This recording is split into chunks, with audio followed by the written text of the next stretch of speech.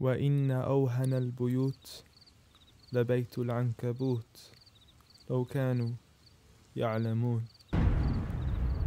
The weakest of homes is the home of the spider, if only they knew. And it's not just because of the web, but also for what happens inside it too. The most fragile of homes, home to the most ferocious of family feuds, a husband and wife relationship that is solely based on being used for consummation. See, as soon as they finish mating, the wife would then consume the body of her own husband. It's disgusting, and so can the children be too. See, as soon as they mature, they would chew upon their own mother as a source of food. It's sinister, it's crude, I don't want to imagine it, but it's true. And such the examples that are used, not because God can be cruel, but for God to prove that the weakest of homes are those in which the inhabitants are abused. See, marriages are meant to bring happiness, and the home is a refuge of tranquility and comfort to all those who walk through. And if you ever do happen to fall into disputes, you must learn to understand that the marriage isn't always about you. Rather, it's learning to live together as one, although we are still living together as two.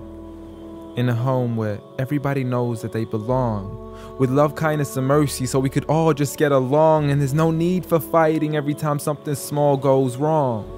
Because you can't build a home upon violence and then expect it to stand strong. I mean, what kind of man would harm his wife in the darkness of the night, leaving her to bleed as he scars her for life, having to cover up her bruises as she tries to hide them from sight? See, he's so focused on her responsibilities, but fails to realize that he also owes her rights. See, as a husband, you're meant to provide, protect, respect, guide, and guard her. You are her garment, her lifelong partner, her Prince Charming who should charm her, her knight in shining armor. But a night has turned into a nightmare as he spends his nights trying to harm her. As she begs him on her knees, please, I need you to be calmer. I urge you, see, patience is a virtue. I never even heard you. I promise I didn't mean to hurt you. Please don't be mad.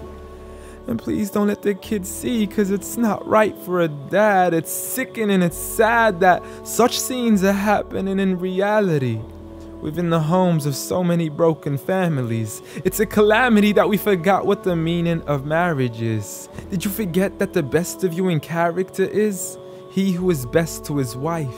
The best of advice from the one who never harmed a servant, child, or wife in his whole entire life.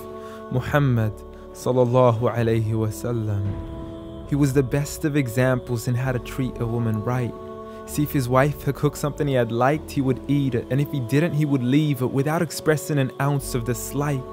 He would even refuse an invitation to food until his wife had also received an invite, and he would help around the house too, just to make her workload light. He was the pinnacle of being polite.